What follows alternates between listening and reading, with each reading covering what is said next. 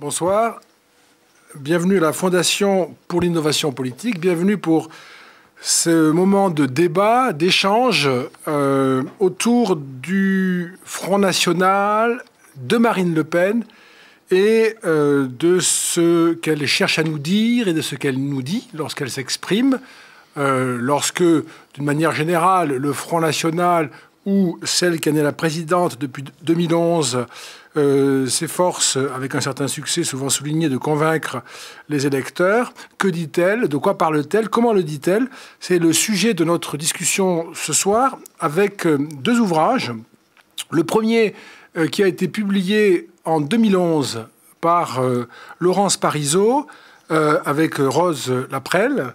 Laurence, bonjour. Bonjour Dominique. Très heureux de t'accueillir ici à la Fondation. Laurence Parisot est présidente du conseil scientifique de la Fondation pour l'innovation politique. C'est le titre à mes yeux le plus important. Tu es aussi présidente d'honneur du MEDEF, vice-présidente de l'IFOP et administrateur d'EDF et BNPP.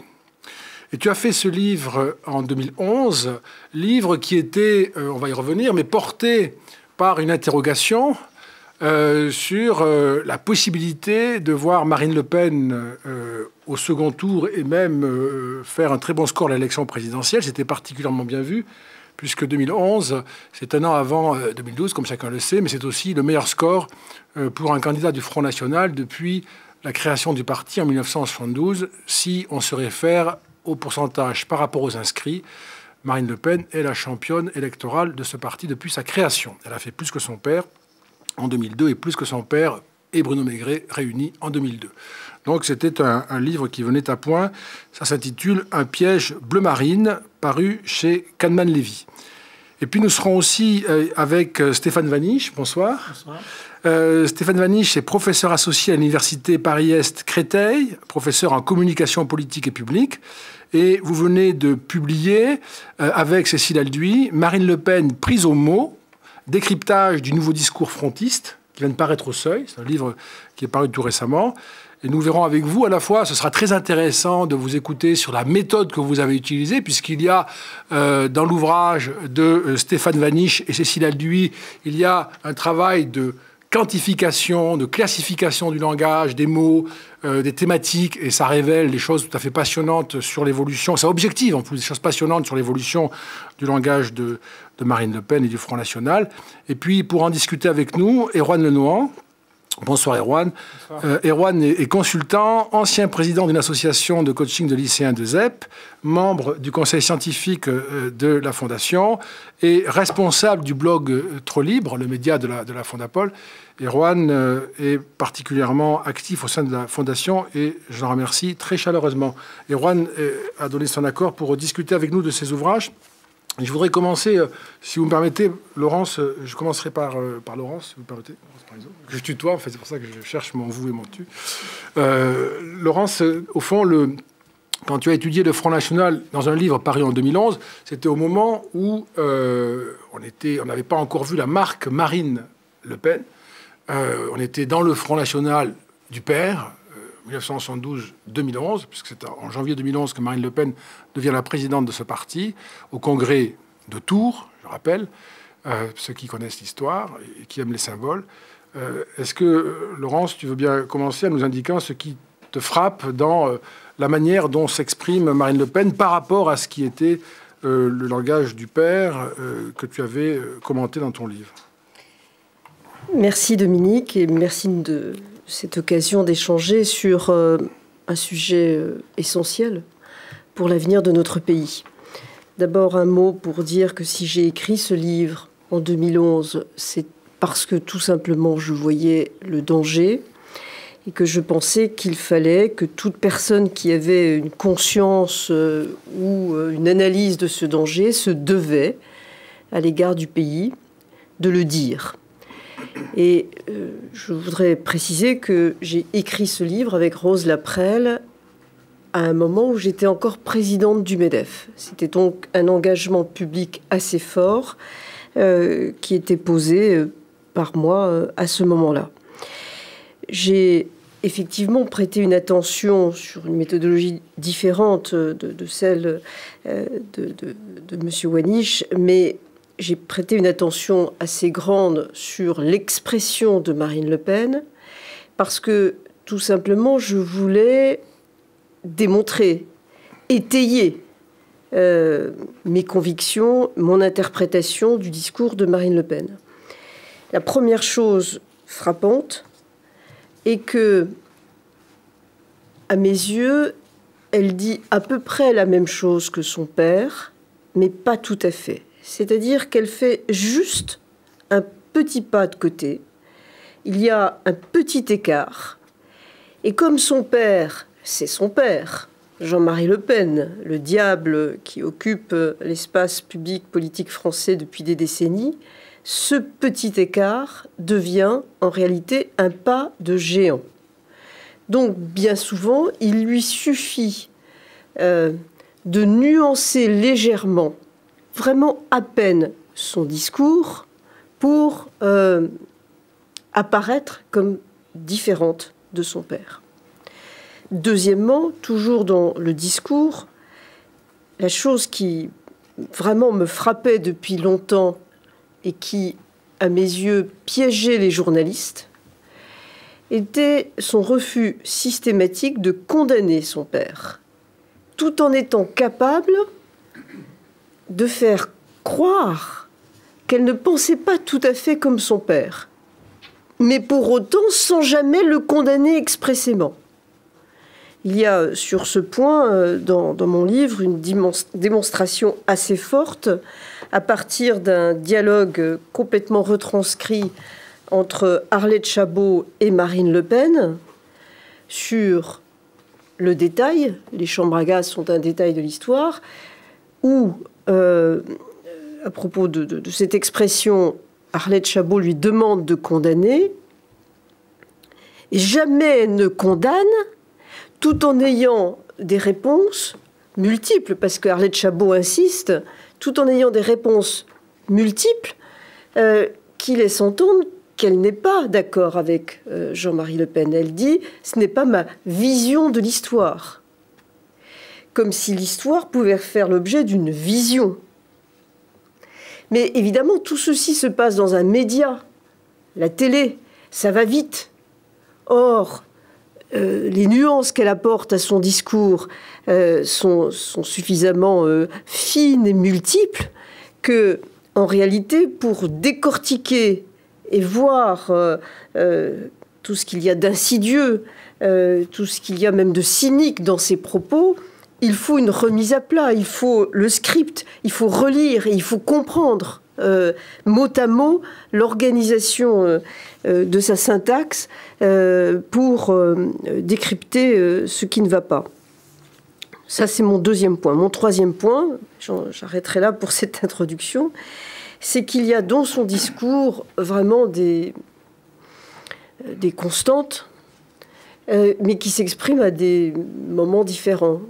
Alors la constante la plus importante, peut-être l'une des plus importantes, elles sont toutes finalement assez importantes, et qui est la même que son père, c'est l'étranger, l'ennemi, et l'ennemi de l'intérieur qui menace. Alors ça, les Le Pen en parlent aussi bien pour évoquer évidemment l'immigré entré de manière illégale, mais aussi l'immigré qui est installé dans notre pays. Mais aussi, c'est sans arrêt évoqué sur d'autres sujets. Par exemple, quand où le père ou la fille parle des virus, des maladies, qui sont toujours quelque chose qui évoque le concept d'ennemi de l'intérieur. Un virus, c'est un ennemi de l'intérieur. Et forcément, ce virus, il est apporté par d'autres ennemis de l'intérieur. Donc, même sur un sujet qui n'est pas immédiatement le sujet auquel on pourrait penser, l'immigration, eh bien, sur un autre sujet, la santé, il y a toujours un lien avec son obsession fondamentale, plutôt leurs obsessions fondamentales.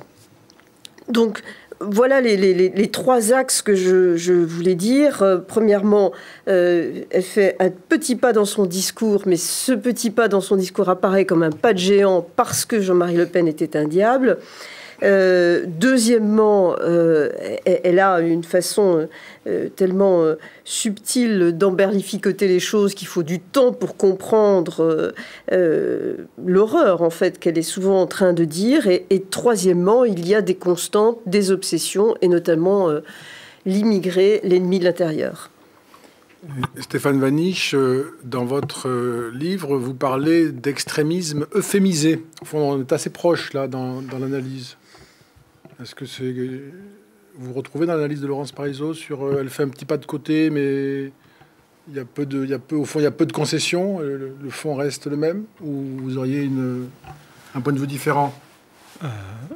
Les deux.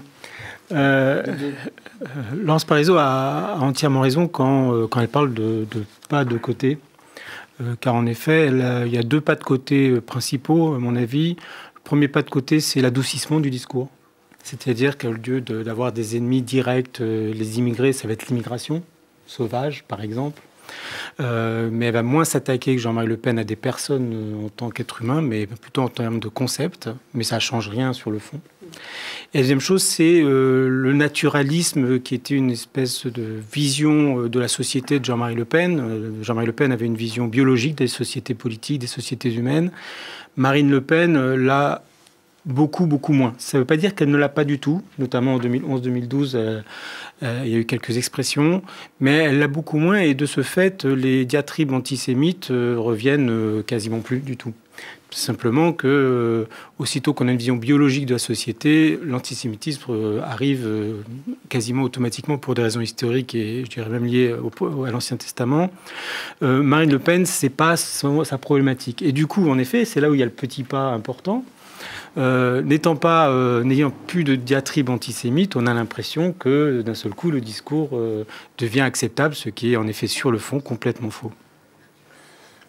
Vous donnez dans votre livre, Erwan, je vous laisse aussi quand vous le souhaitez intervenir pour que ce soit plus simple, mais une question encore, vous donnez dans votre livre, Stéphane Vanish, page 36, il y a un tableau passionnant dans lequel on apprend que si on thématise les prises de parole de Marine Le Pen, et si on la compare à ce que disait son père, si on la compare à ce que disent les autres politiques, si on prend simplement un thème économique, alors il y a économique et économie, hein, mais si on prend économique, elle parle presque 2 fois plus de l'économique que les autres politiques, puisque c'est 15% de son discours contre 8,6% des autres politiques, mais aussi beaucoup plus que son père, qui en parlait déjà davantage, 10,7%, mais beaucoup moins qu'elle. Donc, il y a une chose qui est très frappante quand on lit votre travail,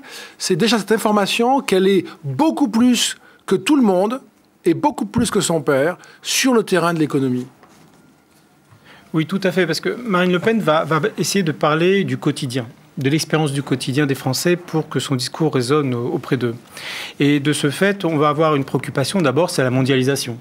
Vu qu'elle développe un nationalisme qu'on appelait un nationalisme généralisé, c'est-à-dire que tout problème a une solution, c'est le nationalisme. Donc, globalement, c'est ça ce qu'elle dit depuis 3 ans maintenant. La problématique de la France est d'abord économique. Du coup, le thème économique, l'euro, l'Europe, bien sûr, la croissance, le pouvoir d'achat, les droits de douane, enfin,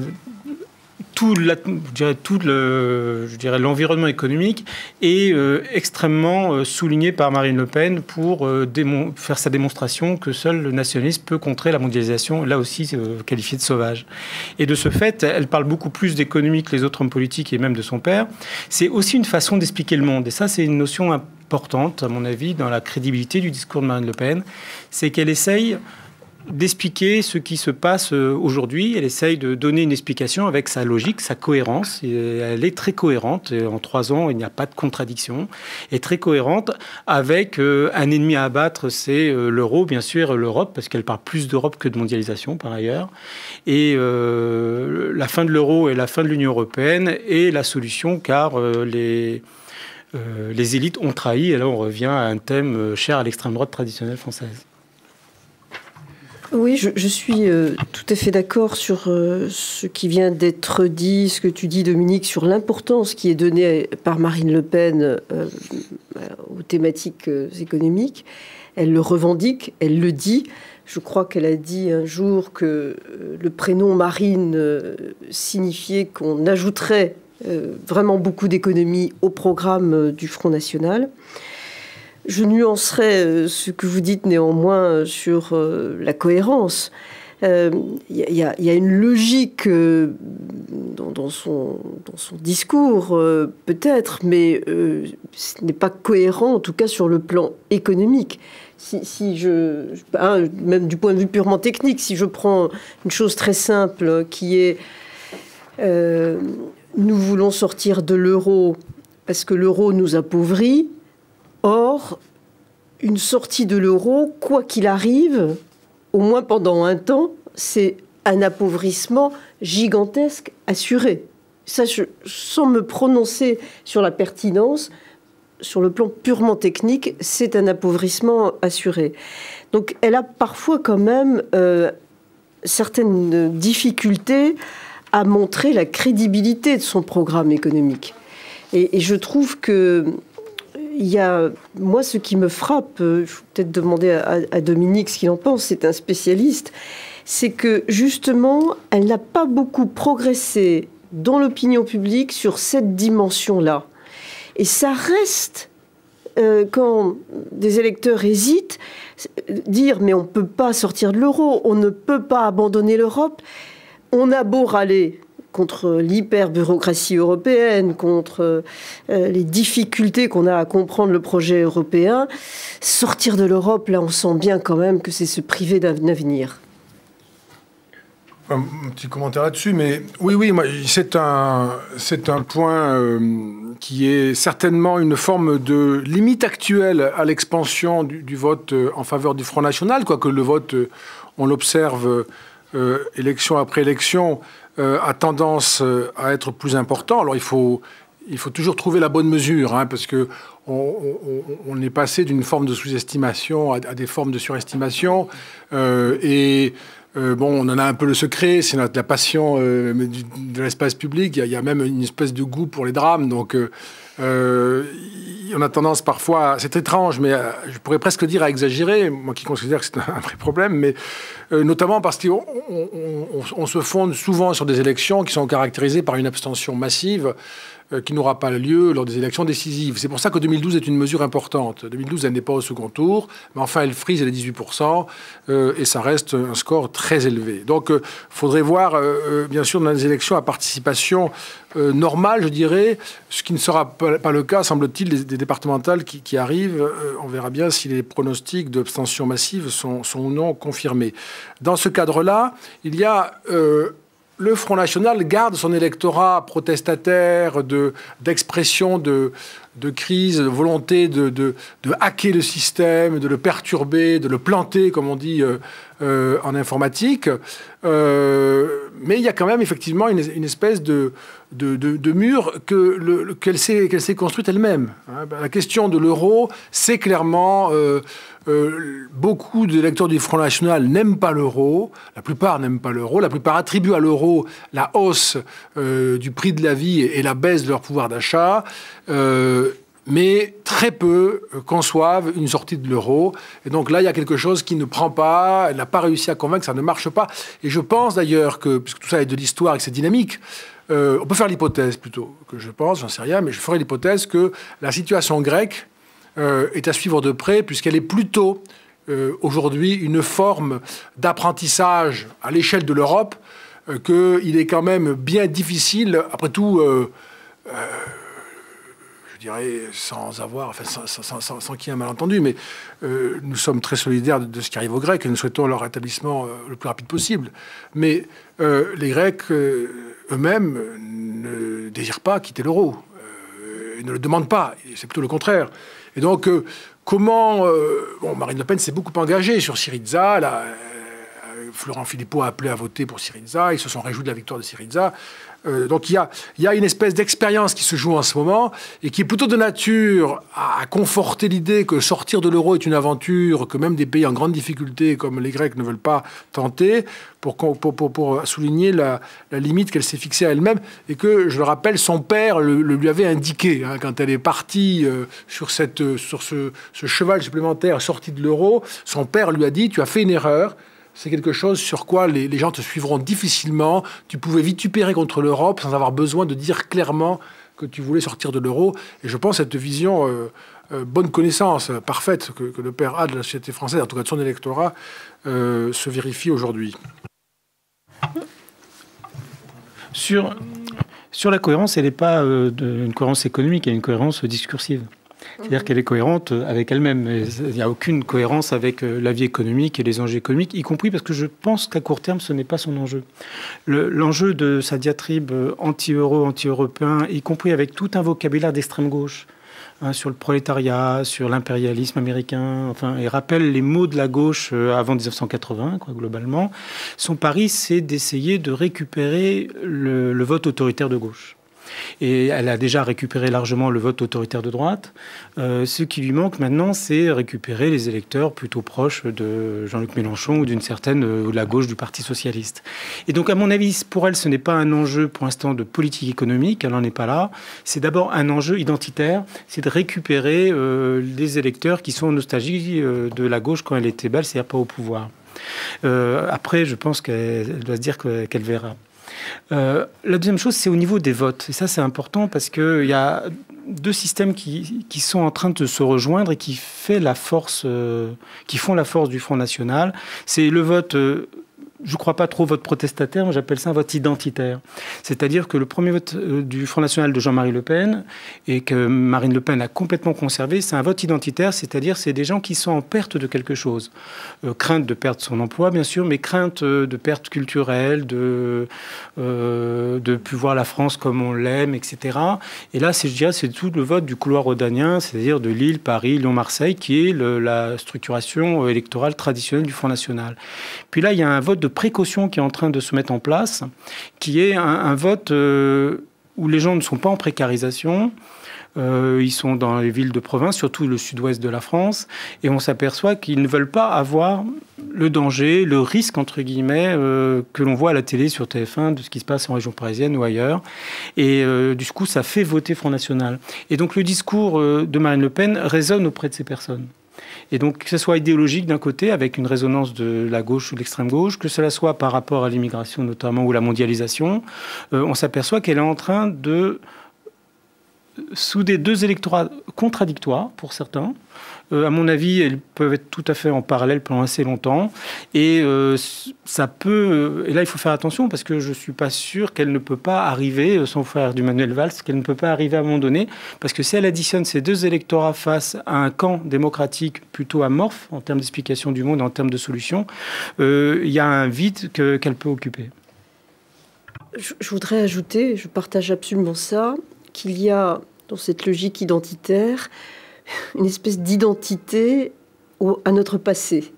C'est vraiment... alors tout à l'heure, on plaisantait ensemble sur Allô, Cognac Jet, que certains qui nous regardent ont peut-être connu, mais c'est un peu ça. C'est-à-dire que Marine Le Pen, elle a des marottes, sur le plan économique en tout cas, qui font penser à la France des années 50 et 60, donc la France heureuse des 30 glorieuses. Son discours sur l'État et le rôle que l'État doit jouer dans l'économie, c'est ça. Son discours sur les nationalisations, parce que dans son programme économique, je vous précise qu'il y a beaucoup de nationalisations. Déjà, on vient de se désendetter gravement avec l'abandon de l'euro, mais en plus, il va falloir payer des nationalisations. On ne sait pas comment on va faire. Mais il y a toute une illusion et une pensée rétrospective chez Marine Le Pen qui est tout à fait importante et qui, dans une période de crise et de mutation en même temps, évidemment, pour des gens qui ont du mal à s'en sortir, c'est tentant. Merci. Je trouve que vos deux livres montrent bien l'évolution du discours de Marine Le Pen et comment, en effet, elle a fait ce petit pas de côté. Laurence, vous parlez d'un pur effet d'optique sur cette stratégie. Mais justement, vous l'analysez comme étant une tactique pour gagner le pouvoir.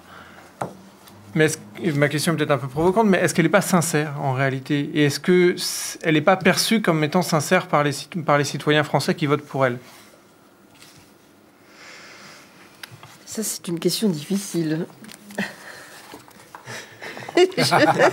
On se repasse la question comme la patate chaude. C'est gentil. Alors, en tout cas, elle est quelque part, oui, parce que les gens n'ont pas confiance dans ses propositions sur l'économie. C'est sa grosse faiblesse. En fait, il y a deux faiblesses chez Marine Le Pen, c'est l'économie et la démocratie. Le vrai problème en fait de Marine Le Pen, pour moi, c'est plutôt son problème démocratique. C'est-à-dire comme le Front National n'est pas démocratique, que ses propositions ne le sont guère plus quand on regarde sur le fond, parce que quand on a regardé le livre, j'étais plutôt dans un a priori, je dirais, moins critique. J'ai coécrit un livre en 97 sur Le Pen-Nemo, qui était l'analyse du discours du père, donc de Jean-Marie Le Pen, où là on était dans une violence au quotidien, et c'était assez pénible de lire tous ces textes. On a un peu recommencé, mais on a surtout regardé ceux de Marine Le Pen pour ce livre.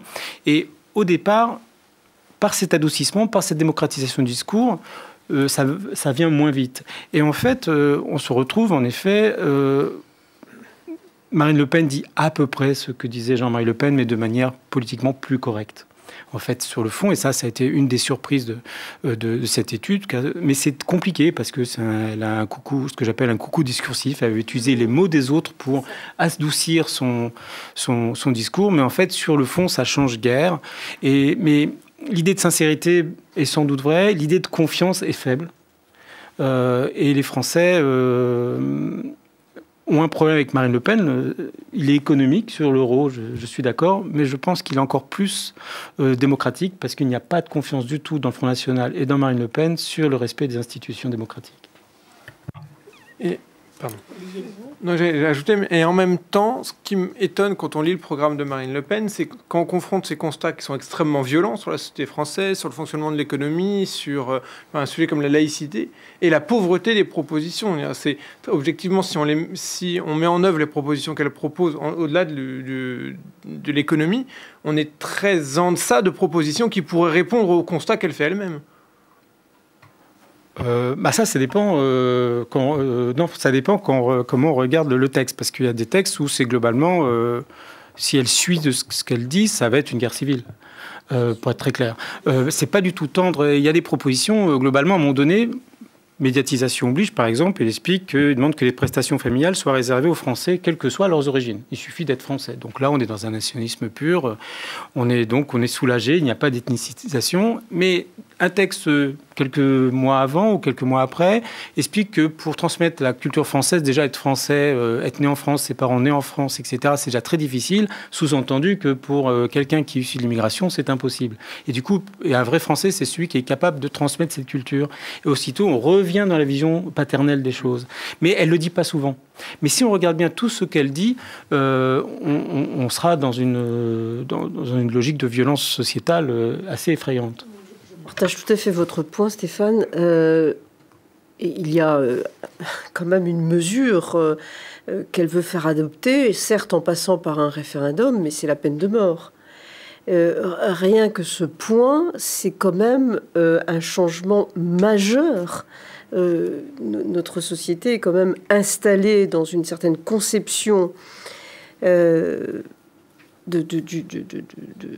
la relation avec la sanction très différente depuis l'abolition de la peine de mort. Et il n'y a pas un homme politique de droite ou de gauche qui a envie de revenir là-dessus. Il n'y a qu'elle. Peut-être que c'est très populaire. Hein. Parce que je pense que c'est encore la peine de mort, comme tu le sais, est encore à un niveau de grande popularité. C'est plus compliqué que ça.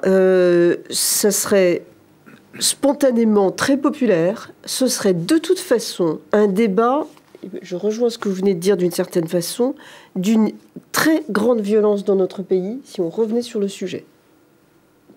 Pour moi, ça ne fait aucun doute. La peine de mort est minoritaire en France aujourd'hui.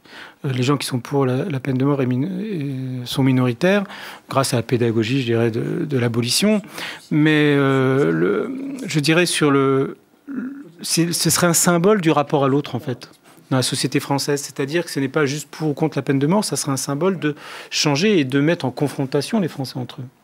Et là, je pense qu'il y a quand même une pression très forte de la part de Marine Le Pen pour essayer d'être en tension en France. Pourquoi ? Parce qu'elle ne peut arriver au pouvoir, et c'est le pari qu'elle fait avec l'euro, c'est que l'Union européenne fasse faillite. Globalement, c'est ça, et ça qui l'intéresse en Grèce, c'est que des pays fassent faillite complètement pour que l'euro soit explose littéralement, et là, elle aura gagné. Et elle fait un pari risqué, un pari osé, mais un pari tout de même. Jean-Marie Le Pen a fait le même genre de pari sur l'islamisation de la société française. Et il ne l'a pas complètement raté, pour être franc. Et c'est pour ça qu'elle a une légitimité assez forte. Et elle fait un deuxième pari, c'est l'explosion de l'Union européenne via l'euro. Donc, vaille que vaille, on va voir si ça marche ou pas pour elle, mais elle fait ce pari. Et ce qui est intéressant de voir, c'est que ce soit Jean-Marie Le Pen ou Marine Le Pen, ils font un pari, ils se créent une posture, ils se créent un discours, très très bien travaillé, ce discours. Il faut faire attention. Ce sont des personnes qui savent que les mots veulent dire quelque chose en politique, et ils attendent.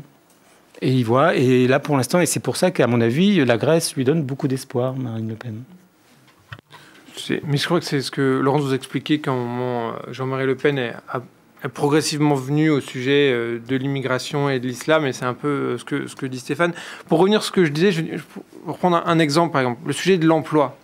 Marine Le Pen fait des constats qui sont très forts. Les propositions dans son programme sur l'emploi sont dramatiquement faibles pour un sujet qui est quand même très structurant dans la société française aujourd'hui, qui est le chômage. Il y a vraiment peu de choses. Il y a, à part fermer les frontières et réindustrialiser la France, qui est modérément crédible aujourd'hui, il y a quand même peu de propositions. Alors comment est-ce qu'elle parvient quand même à prospérer ou pas sur ce discours économique, et comment se fait-il qu'elle ait ce succès avec des propositions qui restent quand même, à mon sens, au moins sur ce sujet d'emploi, très faibles? Il y a deux raisons. Elle déculpabilise les Français. C'est-à-dire que ce n'est pas à cause de nous, c'est pas à cause de notre productivité, ou c'est pas à cause de notre travail qu'il y a une présence de chômage de masse très fort, c'est à cause de l'autre, c'est à cause de l'extérieur. Donc il suffit de bloquer l'extérieur et tout ira bien dans le meilleur des mondes possibles. Et donc elle déculpabilise. Il n'y a jamais une accusation même sur les 35 heures en disant que c'est trop il n'y a pas assez d'heures de travailler, etc. Elle dit jamais ça. Elle dit simplement: Français, nous sommes victimes de la trahison des élites qui ont ouvert notre marché national à la mondialisation sauvage et à l'Union européenne et l'euro. Et du coup, elle n'a pas besoin, en ayant cette explication du monde, elle n'a pas besoin de dire aux Français: il va falloir travailler plus, il va falloir augmenter la productivité, etc. Et elle ne remet jamais en cause, contrairement aux autres partis politiques, que ce soit la gauche ou la droite en ce moment, elle ne remet pas en cause ce qui s'est passé, ou le travail, ou la productivité, ou les investissements dans les entreprises. Non, elle remet simplement en cause la mondialisation. Du coup, c'est facilement acceptable pour des personnes qui ne comprennent pas très bien ce qui se passe. Pour des gens, parce il faut regarder qui est proche du vote de Marine Le Pen, et vous regardez, le plus grand discriminant, c'est le niveau de diplôme.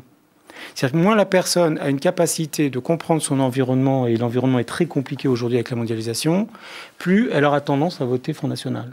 Et donc il y a un lien entre la compréhension du monde et le vote Front National. Moins on comprend le monde, plus on le subit, plus on va voter Front National. Il y a un aspect qui est important aussi dans votre travail, Stéphane Vanniche. Vous avez parlé tout à l'heure du caractère gauchiste de son programme. Moi, je parle d'ethno-socialisme pour qualifier ce programme, nouveau programme du Front National, qui est une tendance européenne dans les partis comparables. Depuis le début des années 2000, on a cette construction d'une combinaison. Alors quand on donne les deux éléments de la combinaison, on pense à des choses terribles et on se dit que c'est une comparaison excessive, mais il y a la combinaison du social et du national, ça c'est très clair, et qui a beaucoup de succès, que ce soit aux Pays-Bas, en Italie, en Autriche, dans les pays scandinaves, maintenant en Angleterre, parce que le UKIP prend ce tournant-là, et bien sûr la France avec le Front National, et on pourrait citer beaucoup d'exemples. Mais vous dites aussi, et ça c'est très important parce qu'on l'observe également ailleurs, qu'il y a des thèmes qu'elle s'est appropriés, qui n'étaient pas ceux du Front National. Il y en a un qui est très important, qui est la laïcité. Peut-être vous pourriez nous en dire un mot, puisqu'on se souvient d'un je crois que c'était un article dans Le Monde, ou bien un article dans Le Monde sur Elisabeth Badinter, je ne sais pas si c'était un article d'Elisabeth Badinter ou sur elle dans Le Monde, quand elle disait, je crois sans malentendu possible, que de facto, le seul parti en France qui donnait le sentiment de se bagarrer pour défendre la laïcité, c'était le Front National. Oui, c'était Elisabeth Badinter, oui, je sais. Mais je ne sais pas si c'est un article qu'elle avait écrit elle-même, peut-être, ou si un article du Monde le disait. C'était une interview dans Marianne. D'accord. C'était une interview dans Marianne qui a été largement reprise. D'accord. Eh bien, ça, c'est quelque chose qui est radicalement nouveau. Et entre le Front National de Jean-Marie Le Pen et celui de Marine Le Pen, sur la laïcité, sur le féminisme, vous le dites aussi, le féminisme, hein, sur la liberté d'opinion, tout ça, bien sûr, toujours adossé à la question de l'islam. Ce sont des catégories nouvelles, des postures nouvelles, et au fond, c'était autrefois, et je termine là ma question, c'était autrefois les postures et les catégories utilisées par ceux qui combattaient le père, et que désormais elle a intégré à son discours. D'abord, elle a pu intégrer la laïcité ou même l'égalité homme-femme, même si c'est moins prononcé que la laïcité dans ses discours, en fait. Dans le programme encore moins. Et dans le programme, quasiment plus. Parce que, y compris la gauche, a abandonné le thème. Et ça, c'est ça qui est très important. C'est-à-dire que les essais d'une partie de la gauche, même du Parti socialiste, sur une espèce de communautarisation du vote qu'on a pu observer, y compris à l'élection présidentielle de 2012, a laissé un vide, a créé un vide par rapport à ces valeurs de laïcité que Marine Le Pen a récupéré. C'est là où il y a le côté coucou discursif. C'est-à-dire qu'elle va prendre un mot et elle va l'euphémiser. Elle va le retraduire, le mettre à sa sauce, lui donner une autre cohérence, une autre logique. Et la laïcité ne devient pas l'idée d'une neutralité de l'État vis-à-vis des religions, mais plutôt un outil contre l'islam. Pourquoi ? Parce que d'abord, l'islam n'a pas de différenciation entre le politique et le religieux, donc c'est un des premiers problèmes. Et du coup, elle peut, dans toute logique, avec ce mot, combattre sans le dire l'islam en tant que tel. Mais d'où aussi sa prudence à l'égard des Juifs. Alors, je suis pas sûr que ça. Oui, mais je suis pas sûr que ça provienne de là. Ça prudence. Le problème avec. Il y a un intérêt stratégique quand même. Le problème avec la communauté juive, c'est que si la communauté juive commence à lui donner un blanc-seing, soit lui apporte, je dirais, une moralité, un apport de moralité qu'elle peut utiliser électoralement. C'est pas l'électorat juif qui l'intéresse parce qu'il n'est pas très important, mais c'est plutôt même la représentation morale que des institutions pourraient trouver Marine Le Pen acceptable. Et là, c'est son problème démocratique. C'est-à-dire que si la communauté juive trouve que Marine Le Pen est acceptable, ça veut dire que démocratiquement, il n'y a plus beaucoup de soucis. Et donc, il y a une valeur symbolique très très forte qu'elle recherche, qu'elle a du mal à trouver, enfin qu'elle ne trouve pas pour l'instant, mais qu'elle recherche. Sur le dernier dérapage du président du CRIF, pose problème, je suis entièrement d'accord avec vous. J'allais lui dire. Elle est peut-être irréprochable, entre guillemets, ce qui n'est pas vrai en plus complètement, mais ne serait-ce que parce qu'elle n'a pas condamné les diatribes de son père, mais en même temps, elle a quand même fait, à un moment donné, sur l'antisémitisme, son seul acte antisémite que nous avons repéré, qui n'en est pas vraiment un, mais que l'on peut traduire avec de l'implicite, c'est qu'elle a fait huer Jean-Marc Benamou et Bernard-Henri Lévy comme conseiller de Nicolas Sarkozy dans un congrès du FN. Mais en même temps, le hasard fait qu'ils étaient juifs, vous allez me dire, mais le hasard fait parfois bien les choses, mais en même temps, c'est le seul conseiller de Nicolas Sarkozy qui ont été hués. On peut aussi rappeler quand même, chacun le trouvera sur Internet, l'interview par Guillaume Durand, où tout de même, là, chacun tapant Marine Le Pen, Guillaume Durand verra l'interview, où là, quand même, on a un échange étonnant, où elle ne fait qu'un reproche à une journaliste, c'est d'avoir un mari juif. Même si c'est pas dit en ces termes. Et elle développe ensuite, de manière assez spectaculaire, tout ce monde-là, dit-elle, contre lequel elle se bat, qui tient en gros les ficelles du monde. Hein. Je suis navré de le dire ainsi, mais chacun peut le vérifier en constatant le... Et puis elle a fait quelques déplacements à Vienne, elle a participé à des bals à Vienne avec l'extrême droite viennoise, qui est vraiment une extrême droite antisémite. Et j'étais même surpris, parce que c'est très récent, j'étais même étonné qu'elle prenne le risque de s'afficher avec les milieux d'extrême droite autrichiens qui partagent un antisémitisme bien connu, très fort et indiscutable. Elle prend des risques quand même avec ce sujet. Oui, à mon avis, il y a des proximités idéologiques évidentes entre le Front National, y compris l'histoire du Front National, et l'extrême droite ou les antisémites européens. C'est évident qu'elle essaye de s'en dégager en termes de discours, mais c'est évident que le Front National en tant que tel, lui, s'en est pas spécialement dégagé. D'ailleurs, moi, j'ai regardé pas mal de sites néo-nazis et d'extrême droite pour préparer ce livre. Marion Maréchal Le Pen est une égérie de pas mal de blogs néo-nazis, quoi, en tant que tel. Dans votre livre, Stéphane, vous travaillez sur l'importance des mots. Ce que je trouve intéressant, c'est que vous montrez aussi comment l'ensemble du discours politique est influencé par Marine Le Pen. Vous avez un passage où vous rappelez que Nicolas Sarkozy a acté un nombre de propositions lepénistes, et vous faites référence au discours de Grenoble. Et puis, il y a tout un autre passage plus loin où on vous présentez ce que Marine Le Pen décrit quand elle fustige, je cite, les puissances de l'argent, le capitalisme transnational, la dictature de la finance. Enfin, tout ça, ce n'est pas sans rappeler non plus le discours du Bourget, du candidat Hollande. Est-ce que vous avez regardé, est-ce que l'ensemble du discours politique est irrigué par ces thèmes du Front National, ou c'est plutôt le Front National qui va chercher les thèmes dans les autres partis ? En ce moment, c'est plutôt elle qui irrigue le système. C'est moins qu'on puisse dire. C'est assez impressionnant même. C'est-à-dire qu'il suffit qu'elle dise quelque chose pour que tout le monde se positionne par rapport à elle, ce qui est, en termes de communication politique, vu que je l'enseigne, complètement catastrophique. Ce sont des erreurs primaires et je dirais la stigmatisation par Manuel Valls est certes, à mon avis, important de la stigmatiser, mais pas de le déclarer. En fait, ça fait qu'un débat FN-PS, sans vouloir piéger l'expression Nicolas Sarkozy. Mais s'il y a un débat entre le Parti socialiste et le Front National sans passer par un débat avec l'UMP, nous ne sommes plus en système démocratique. Mais c'est aussi peut-être le but du Premier ministre. C'est peut-être le but, mais il faut savoir que c'est très dangereux. Et le problème, c'est qu'à un moment donné, le débat gauche-droite est le débat démocratique. Aussitôt qu'on échappe à ce débat gauche-droite, on est en delà de la démocratie. Alors, en temps de crise, l'unité nationale, etc., fonctionne, et c'est logique. Mais si on ne sommes pas en temps de crise, si on veut une unité nationale artificielle, ça veut dire qu'on n'est plus dans un vrai débat démocratique. Et alors, la deuxième chose que je vais préciser, c'est l'omniprésence de Marine Le Pen dans les médias. Ça a été quelque chose d'extraordinaire. On a étudié, on était à l'Inatec, et on a demandé les nombres d'occurrences dans l'année où on citait assez longuement Marine Le Pen. Et on se retrouve à 800 et quelques fois par an. C'est-à-dire que dans les médias, Marine Le Pen va apparaître de manière structurante plus de 2-3 fois par jour. Pour la même période, Harlem Désir, qui était le premier secrétaire du Parti socialiste, existait à 170 fois.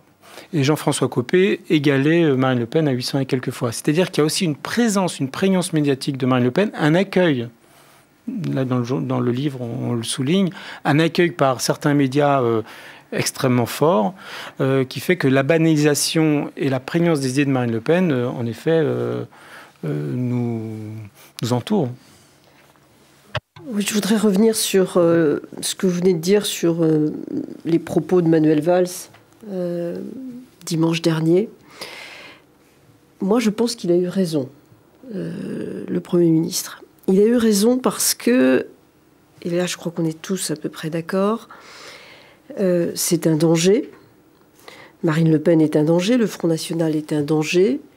Et justement, l'hyperprésence médiatique et donc la banalisation de son discours et de son parti politique font que il est très très difficile aujourd'hui pour l'électeur qui n'est pas comme nous en train d'étudier tout en permanence de réaliser que c'est vraiment un danger. Et si ce ne sont pas les personnes les plus importantes de notre vie publique qui le disent, alors je ne vois pas qui peut le dire, parce que si nous on le dit, bon, très bien. Je sais que tu vas réagir, Dominique. Donc, je pense que, premièrement, c'est important de dire que c'est un danger. Deuxièmement, que le Premier ministre exprime son angoisse, moi je trouve ça au contraire très intéressant aussi. C'est l'expression d'une forme de sincérité, mais c'est sa pensée profonde sur la table. Quand j'ai écrit ça, mais c'était uniquement parce que j'avais une angoisse. C'était pas dans un objectif de succès de librairie, et je prenais un risque, puisqu'à ce moment-là, comme je vous l'ai rappelé, je présidais une institution importante. Donc je pense que ça aussi, c'est important. Bien sûr qu'il ne faut pas s'arrêter là. Et qu'après, il faut savoir contredire chacune des thématiques, contredire au sens de contre-argumenter. Et puis, parce qu'il est le Premier ministre, le chef de l'exécutif en ce moment, il faut savoir dérouler une politique. Mais il me semble que l'ensemble est au contraire quelque chose de très fort. Et je dirais qu'à contrario, quand dans la précédente campagne électorale, personne ne s'attaque vraiment à elle, eh bien, et au contraire, certains vont même jusqu'à se rapprocher d'elle, je pense que ça explique largement le score de 18% que tu rappelais, Dominique, tout à l'heure. Ouais, juste pour réagir sur la formule du Premier ministre, moi je ne pense pas qu'on puisse stigmatiser, c'est pas recevable. On peut combattre, mais stigmatiser, c'est pas recevable. C'est le Front National qui stigmatise, justement. Donc on ne peut pas lui appliquer le régime qu'on lui reproche de pratiquer.